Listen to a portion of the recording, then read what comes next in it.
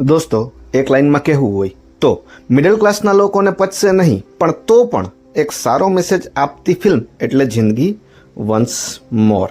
મારા ખ્યાલથી જેટલા કરોડપતિ અને બિઝનેસમેન લોકો હોય કે જેના છોકરાઓ કામે ચડી ગયા હોય, એ લોકો ફૂલ ફેમિલી લઈને જિંદગી વન્સ મોર જોઈ આવો. આજે ના જોવી હોય તો ફિલ્મમાં એક ડાયલોગ છે, એમ મંગળવારે કદાચ 100 રૂપિયા ટિકિટ રાખે તો ત્યારે જઈ આવજો. હા, જો તમે સિદ્ધાર્થ રાંદેરિયા સરની ટિપિકલ કોમેડીના ફેન છો તો આ ફિલ્મ તમને શોક કરી દેશે. જેમાં બાપ અને દીકરાની વાર્તા બતાવવામાં આવી છે. જેમ દરેક બાપ અને દીકરા વચ્ચે ખાટો મીઠો સંબંધ હોય એમ જ ફિલ્મમાં પણ બતાવવામાં આવ્યો છે.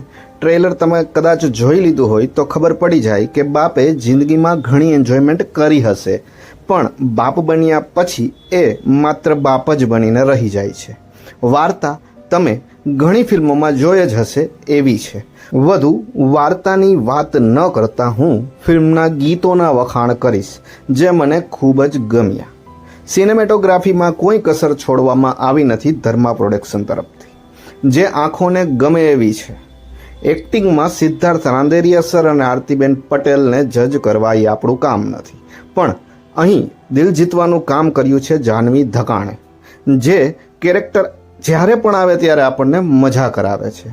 દીપ ધોળકિયા કે જેણે દીકરાનો રોલ ભજવ્યો છે, એ સિદ્ધાર્થ સાહેબ સામે થોડો ઝાંખો પડી ગયો હોય એવું મને પર્સનલી લાગે છે. જો કે થોડા ઘણા દ્રશ્યો પણ ફિલ્મમાં એવા છે કે જે ગળે ઘૂંટડો ઉતારી શકતા નથી. બાકીના જે 3-4 કેરેક્ટર બતાવ્યા છે જે અહેમ ભૂમિકા ભજવે છે, પણ એના પણ કોઈ પાસ્ટ પ્રેઝન્ટ કે કંઈ લાઈફ બતાવી નથી, જે પણ ગળે ઉતરે એમ તો નથી જ. અને હા, ફિલ્મમાં 2 થી 3 કેમિયો પણ છે જે મારા માટે સહેજ પણ કામ કર્યા નહીં. એ કેમિયો ઓવર થઈ ગયા હોય અથવા બસ ફિલ્મને ખેંચવાનું કામ કરતા હોય એવું મને લાગ્યું.